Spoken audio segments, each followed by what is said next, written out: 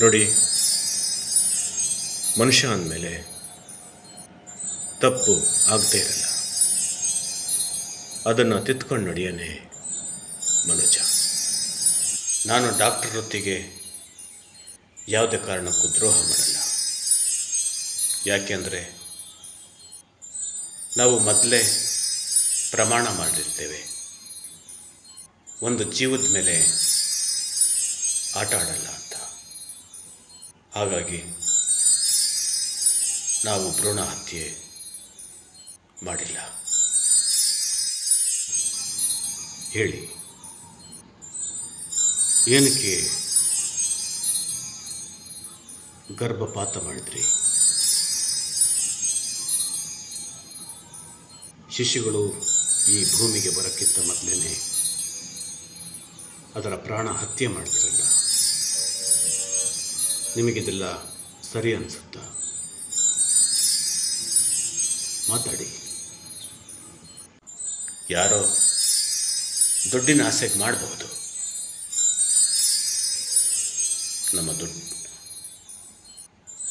ನಮಗೆ ದುಡ್ಡಿನ ಅವಶ್ಯಕತೆಯೂ ಇಲ್ಲ, ನಾವು ಅದನ್ನು ಮಾಡೂ ಇಲ್ಲ. ನೀವು ಸತ್ಯ ಒಪ್ಕೊಂಡ್ರೆ ಶಿಕ್ಷೆ ಕಡಿಮೆ ಆಗುತ್ತೆ. ಸತ್ಯ ಒಪ್ಕೊಳ್ಳಿಲ್ಲ ಅಂದರೆ ಶಿಕ್ಷೆ ಜಾಸ್ತಿ ಆಗುತ್ತೆ.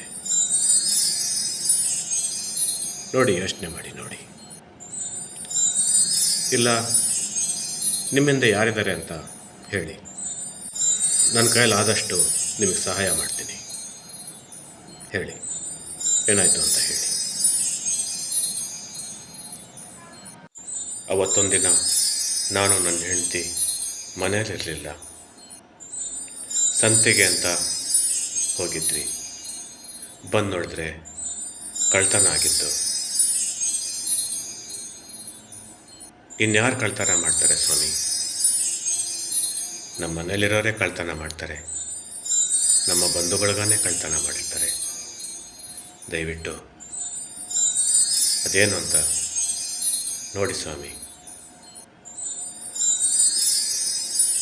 ವೃತ್ತಿಯಲ್ಲಿ ಡಾಕ್ಟ್ರಾಗಿ ನೀವು ಈ ಕೃತ್ಯಕ್ಕೆ ಇಳಿಬಾರ್ದಾಯಿತು. ಅಯ್ಯೋ, ಸತ್ಯ ಒಪ್ಕೊಳ್ಳಿ ಅಂತ ಹೇಳಿದ್ರೆ ನಾವು ಮಾಡ್ದಿದ್ದು ನಮಗೆ ಗೊತ್ತಿಲ್ಲದಲೇ ಇರೋದು ನಾವು ಹೇಗೆ ಒಪ್ಕೊಳ್ಳಿ? ನೀವು ಸತ್ಯನ ಕಂಡುಹಿಡಿಬೇಕು. ಏನಾಯಿತು ಅಂತ ನೀವು ಕಂಡುಹಿಡಿಬೇಕು ಸ್ವಾಮಿ.